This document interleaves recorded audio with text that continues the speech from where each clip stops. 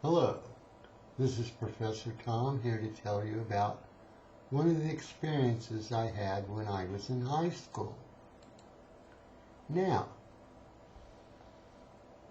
when I was in grade school, I was the smallest kid in my entire class.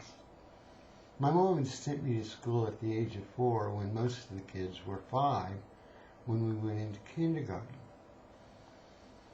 Now, along with Asperger's, so I wasn't really that socially successful, I began to feel more and more inadequate. As I got into junior high, that's 7th grade, in the back of a Marvel comic book I saw Joe Weider's muscle building course. And there was also a book at the library called Yoga, Youth, and Reincarnation.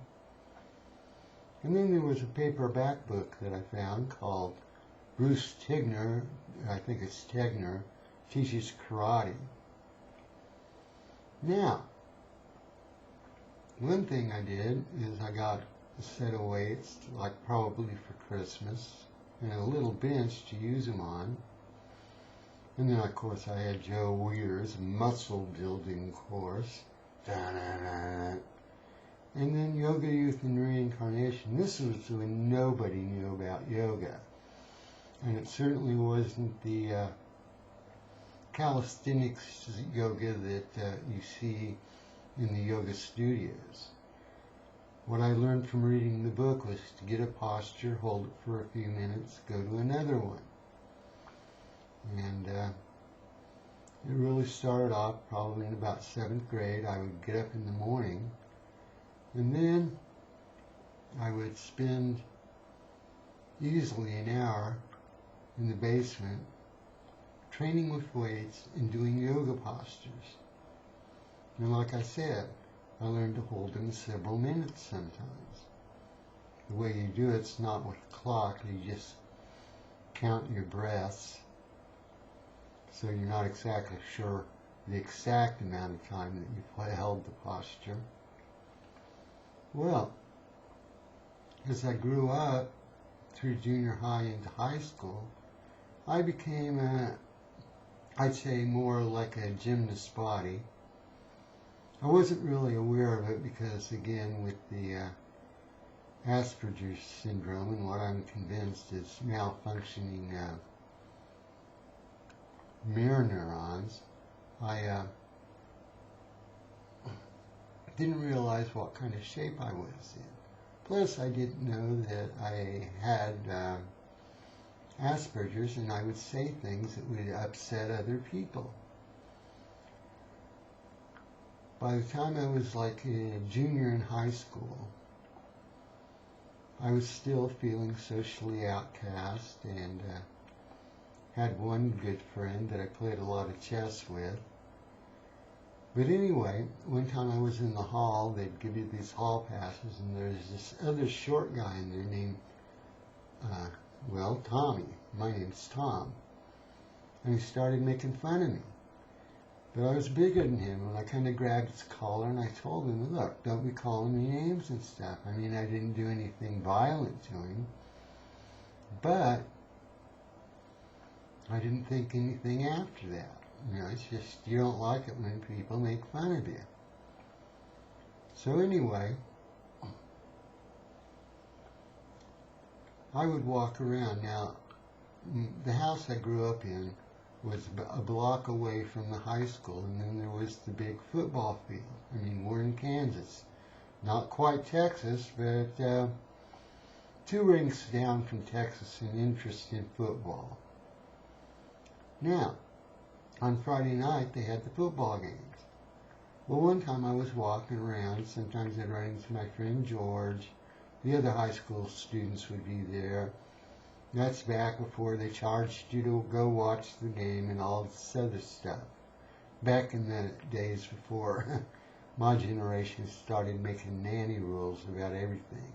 You would literally have people smoking cigarettes and cigars while watching the game, and nobody complained. So anyway, Right across the street from the high school and the football stadium was the Votech building. Well, it was dark out. I mean, you know, there's not street lights there, and I did tend to walk around a lot and think because, you know, generally most of my experience went on in my head. And I'm walking by the Votech building, and all of a sudden, out of the shadows pops three guys. One guy was about my size. I can't remember his name. And then there was Tommy, the shorter little guy who I grabbed by the collar and says, "Don't call me names." And there was a Randy. Randy was a tough guy, okay? Didn't want to mess with me, and bigger than me. And then he starts telling me, now remember, it's me here, and then Randy, little Tommy, and the guy my size, 3-to-1, okay? I would definitely say that was not a pleasant situation.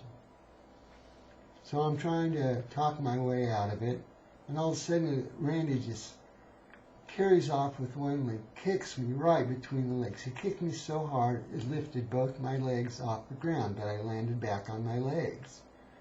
Now I knew what they were expecting, for me to end up in incredible pain. But the whole thing was I guess it was my adrenaline ran, and doing all the yoga, you know, allowed me to just like keep control. And remember I told you I had the Bruce Tegner teaches karate book? Well, I used to sit around the basement and practice delivering kicks to people's faces, right? You know, a Bruce Lee wannabe type of activity. So anyway, I immediately kicked and barely got right on Randy's nose, and then I came back down and I says, "Look, I don't want to fight, but I'll fight, you know, but if you want to fight, I'll fight." And to my surprise, the bully, who had been acting very intimidating, says, "No, you just be nice to Tommy." And I says, "I'll be nice to Tommy if he's nice to me." And he says, "Okay, well, that's it." And they walked off into the darkness. This is kind of hard to explain. They had me outnumbered 3-to-1. What chance did I have? Well, for the rest of my junior and senior year, I started noticing people were afraid of me. I remember this one big, you know, my last name starts with a G-R-A. Right in front of me was somebody whose name was like Gonzalez, was his last name. And he was bigger than me. One time he was kind of like stretching at the desk, and he accidentally kind of leaned back with one hand and kind of maybe touch my head or something. And he turns around and he starts apologizing to me. Now remember, this guy's bigger than me. And I just, you know, I wasn't hurt. I can totally see what happened. That was just an accident. But he really seemed concerned. He says, "You're sure you're not upset?" And I says, "No." Well, because of my Asperger's and not being socially connected, everybody thought in the high school I was a martial arts master. What? How is that? Well, think about it.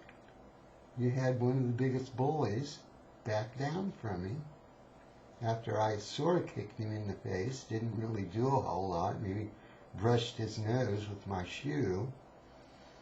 But what it was is everybody said I could suck my, you know, that part that causes pain right back up into my body like a martial arts master. Plus they'd seen me kick at him. And, you know, they had expected me to go down in pain when he kicked me between the legs, and I hadn't. So it got all over school that I was a martial arts master. And hey, guess what? Nobody really ever challenged me again that I can think of after that. But anyway, have a nice day, and remember to exercise and maybe do yoga or something else to gain control of your nervous system, and look back.